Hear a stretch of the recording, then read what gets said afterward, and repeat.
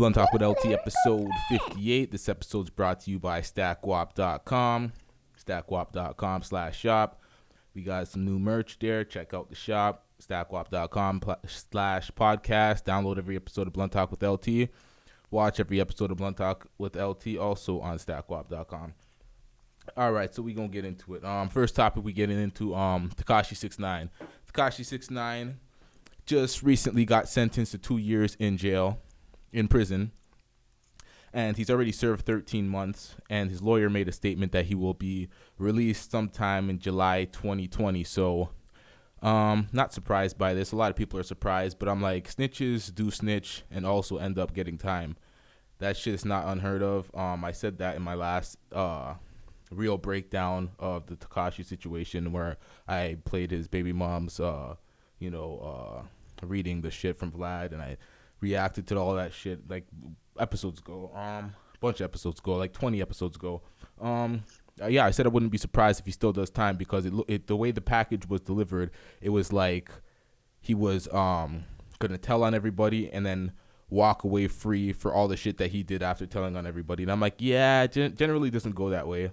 Generally, they coerce these motherfuckers into snitching, and then they still do a bunch of time. Not as much time, but they still have some time in prison. So I'm not surprised by that at all. He's probably in some sort of protective custody, most likely. I don't see him in any type of general population. He'll get fucked up daily. He can't be that type of rat. It doesn't matter if you have that type of clout or fame. If you're in jail like that and you're a rat, niggas will find you and niggas fuck you up. So I'm pretty sure they're protecting him, have him in some sort of isolated protective custody place with all the rest of the snitches. I don't know exactly how it's going. This is just me just guessing at this point, but that's what I presume from his situation. His baby mom spoke. His baby mom's wasn't actually, I didn't even hear her speak after, so I'm not even gonna talk about that. But before, she didn't really care as to whether he gets out or not. She just felt like he wasn't changed and he's the same narcissist he was before.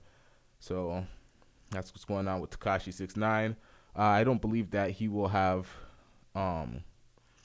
like a lot of media outlets right now are discussing will they actually interview him or will they allow him back on their premises. So I'm like, even if he comes out trying to be the same type of dude, he's not going to be received the same way from the media outlets. I don't know about the fans. I don't know about his career, but when it comes to the media outlets, like I'm sure the fans and a bunch of these teenagers and shit will probably still fucks with him. But at the end of the day, it's like, the media outlets don't help you. You're going to be a little limited. If certain venues don't want to book you, you're going to be limited. So we're going to see from when it happens when he gets out. But whatever. That's the Takashi news for today. All right. Big story today. Shit was should I get to that now? Yeah, I'm going to get to that now. Okay, so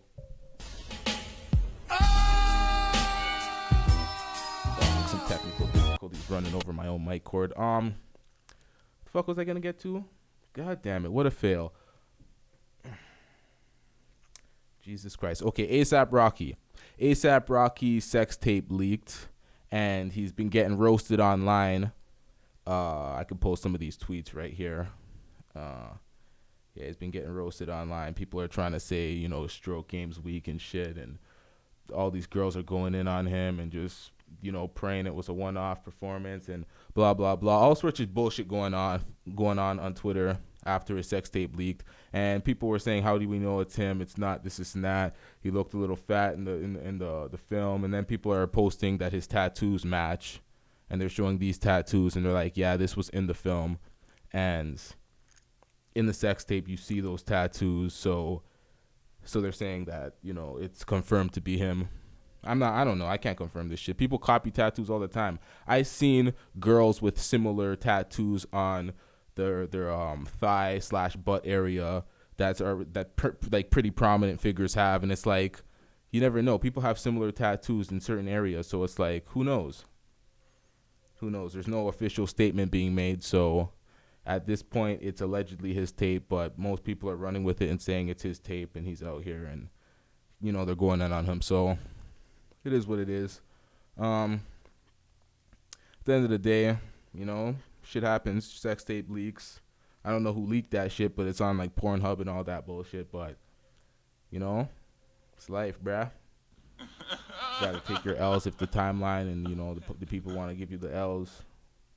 So what happens when you're not protective with your the material that you don't want to get out, because if they're going in on him for a stroke game, it's like you don't want to record the times where you're trash or you're just being lazy or something like that. Like, you know what I mean? You don't want to record that. You don't want that shit getting out.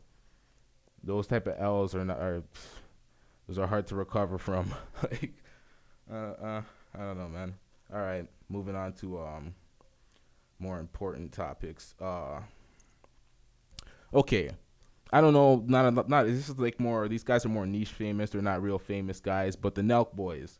Nelk Boys, Canadian guys, a bunch of prankers, they do a bunch of videos, big buzz, they have a lot of subscribers, big fan base, do ridiculous numbers in their merch selling, they have the full send shit.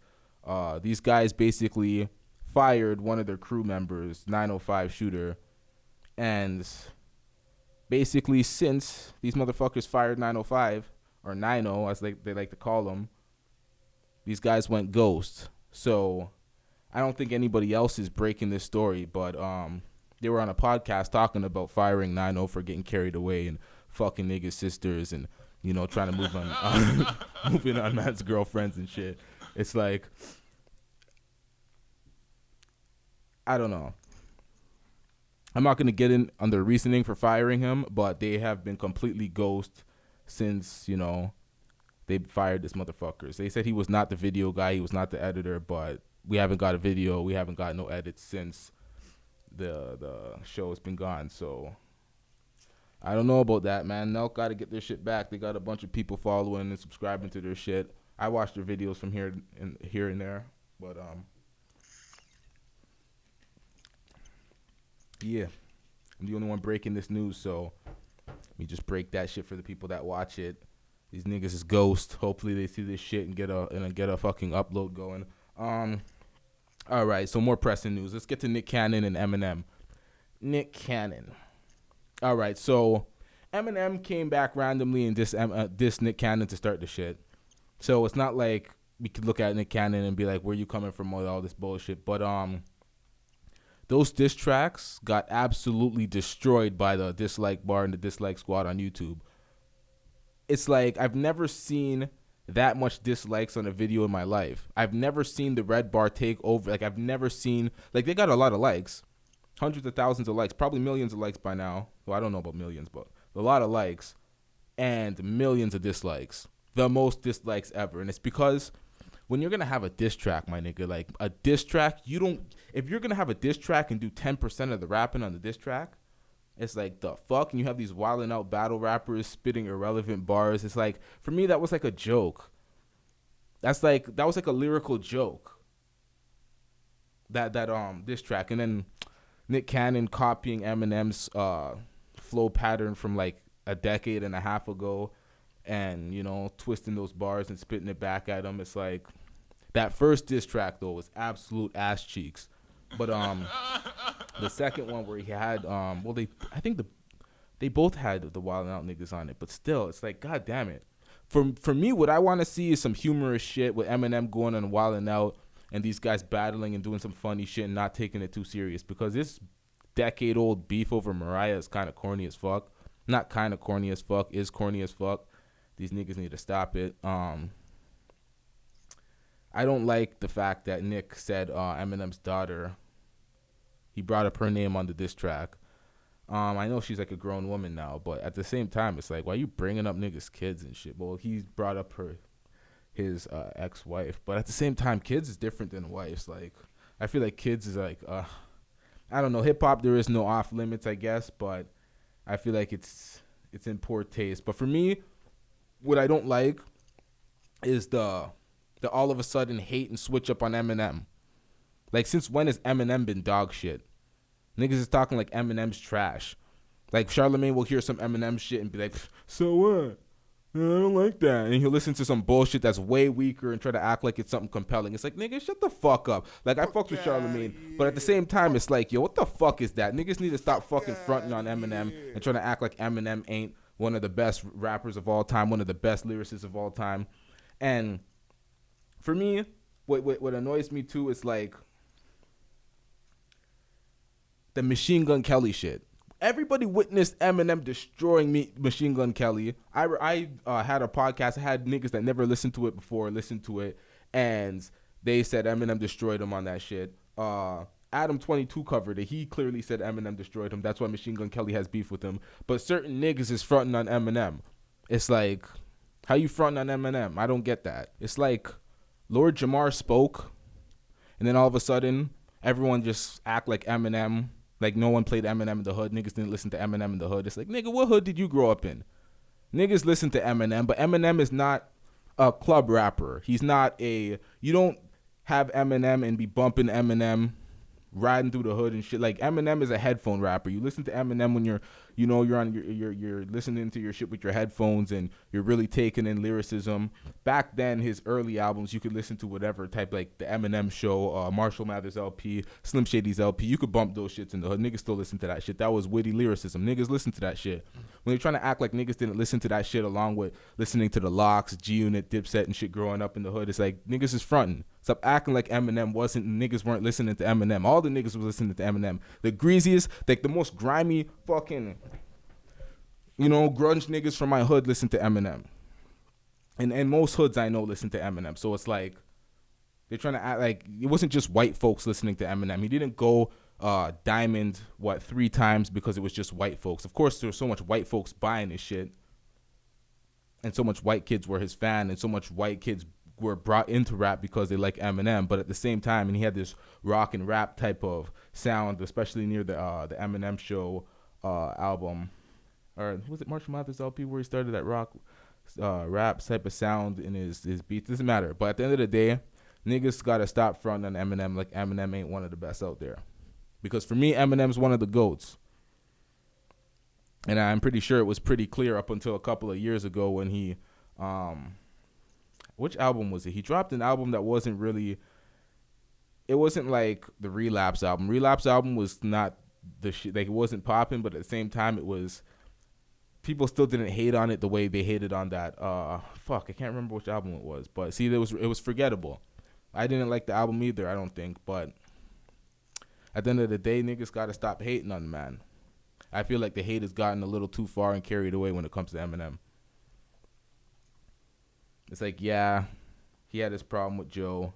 People are big fans of Joe Budden and Joe Budden podcast, but to act like he's not one of the best now, it's just like, I don't know, the hate got carried away a little bit. What else do we got here?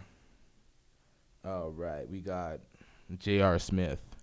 J.R. Smith was recently aired out by his wife. He's recently rumored to be cheating on his wife with... Hold on, let me pull up the shit right quick. This is on the Shade Room and all these sites, so I'm not the first person breaking this. I'm pretty late to this. He's apparently been rumored to be cheating with Candace Patton, and Candace Patton is that girl that's on The Flash, and this is a video of his wife crying and making plea and praying for him to stop cheating. It's a little weird, but play this. Please keep us, Lord Father God. We are all hurting. Everybody is hurting. Not just me, but my husband, he's hurting. And Candace, Lord Father God, she's hurting. I pray, Lord Father God, for Candace, that you please just mend her heart, Lord Father God. For her to go out here, Lord Father God, and seek a married man. Father God, I just pray that you give her grace and mercy. So that's J.R. Smith's wife. That's bizarre. Not too much to say here. I just feel like that's weird. That's some reality show type shit. That's some Basketball Wives type. Well, actually, Basketball Wives, they don't really do that type of shit. I'm not gonna throw dirt on them. But at the end of the day, it's like, I don't know, man. So that's weird. That's some reality TV type shit. When you see it, like, I don't even know how to react to that. To be completely honest, I'm not gonna be throwing dirt on the man's wife's name or trying to shit on J.R. Smith. But that's weird. I think those type of things you gotta keep in the fucking household. Sometimes you got to keep some things to yourself, man. I know you want the public to know. I know people want sympathy. I know people want understanding for their situations and shit. But some things you got to keep to yourself. Shit's just weird. All right. Donald Trump last night got impeached. Uh, got impeached for abuse of power, but he's still the active president, and people want to know why. They're like, "How the fuck he got impeached? Shouldn't he be out?" Nah, not quite. Doesn't quite work like that. There's only been two active presidents who've ever been impeached before. Who was it again? Johnson and Clinton. Both of them, I believe both of them were not removed from the active duty while being impeached. It's not just you get impeached and you're removed. It's there's multiple votes. It's not just the House. It goes down to the Senate and there's another vote after that. So that vote still hasn't taken place. And I'm pretty sure that removing of office does not get impeached when I remember the speaker saying something about if the vote is predominantly from one side, as in the Democrats all vote for impeachment and the Republicans all vote against, but there's more Democrats in the House, then there's still going to be a yes because they have the required 215 to impeach. They actually got like 230. But they wouldn't remove from office based on that because it's just from one party. It kind of it can create a bias. There's a lot of rules in play in the American government that I'm not even privy to. I need to study more and do some more research when it comes to this shit because I'm learning a lot today. Yeah. If 218, I said 215. Okay, see, I'm pulling up some data right here real quick. Yeah, so there has to be another vote before he actually gets removed from office or he has to formally resign. I don't know, it's tricky. But that's fucked up. I actually went on my Twitter and I was talking shit. I'm like, y'all niggas is stupid as fuck thinking Donald Trump's going to get impeached. You're just lazy. You don't want to actually beat him at the polls. You don't want to actually have to elect a candidate good enough on the Democratic side to take him out. I was just talking all that shit because you know what I mean? I'm just like, fuck. I feel like they're just wimping out and not really trying to take on Trump. I want to see a candidate good enough to take on Trump because right now, if they were running again without this impeachment happening, I would have thought Trump would have won. But he got impeached. We're going to see what happens from here. Okay, so Toronto man arrested after throwing buckets of poop at people at UFT. So this guy pretty much went on 3 different instances to UFT throwing poop on motherfuckers. Like liquidized, gross, sludgy poop, and he was just whipping it and throwing at motherfuckers. He got arrested. I don't know what his motive is. I don't know if he was mentally retarded, mentally challenged, mentally disabled, whatever type of term you want to use to describe mental disorders or stupidness or slowness, whatever the fuck I'm trying to say. I don't know if he was that, but that's wild. UFT is the University of Toronto. He went to the University of Toronto throwing poop at motherfuckers.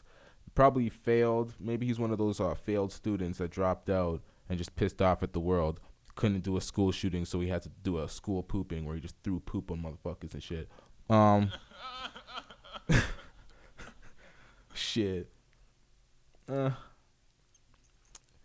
probably get into a little bit of basketball before I get out of here. I've been lacking on the basketball talks recently. The MVP race is coming down to LeBron, Giannis, and James Harden right now. That's what it's looking like because Luka got injured. He was averaging almost close to a 30-point triple-double.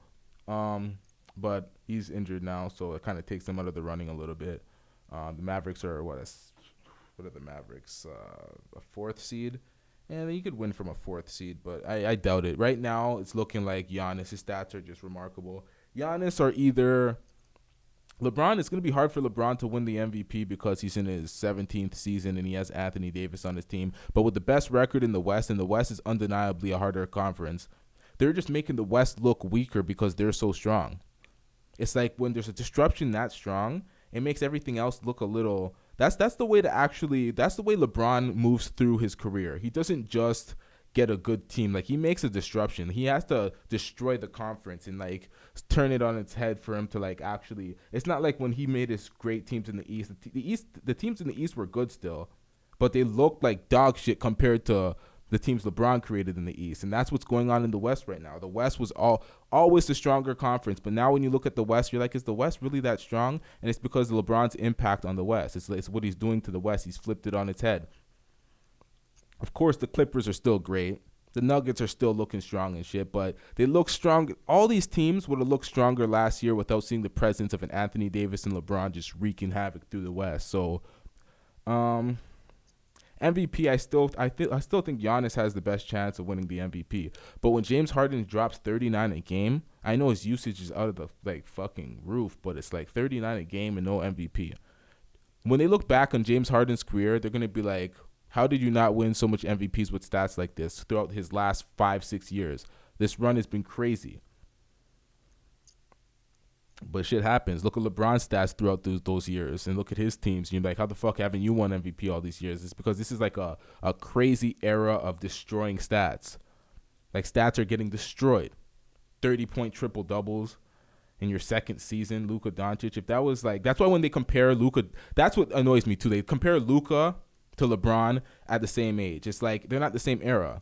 That era of basketball LeBron was playing in his second year of basketball, where the defense was way more significantly, way more.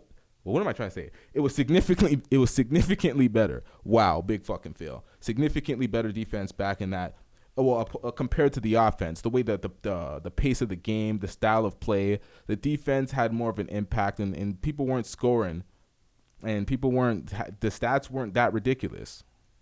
It's the only people that would score 30 a game was Allen Iverson and Kobe Bryant and the best scorers in the game, not, your average players running up. Brandon Ingram's averaging 26 or 25 or some shit like that. He would definitely not average that shit in that era because it's different. And it's early in the season too. So when people factor in stats, it's play the full 82 games, watch your stats come down a little bit, and then we can judge. All right, before I get out of here, I'm changing my finals prediction.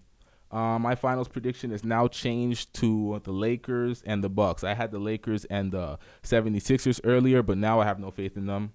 Fuck the 76ers. I'm off the bandwagon. I feel like the Lakers and Bucks finals preview actually takes place tonight. Probably by the time this episode comes out, the game's probably going to be done. But it is what it is. Blunt Talk with LT, episode 58. We right back at it. Yep.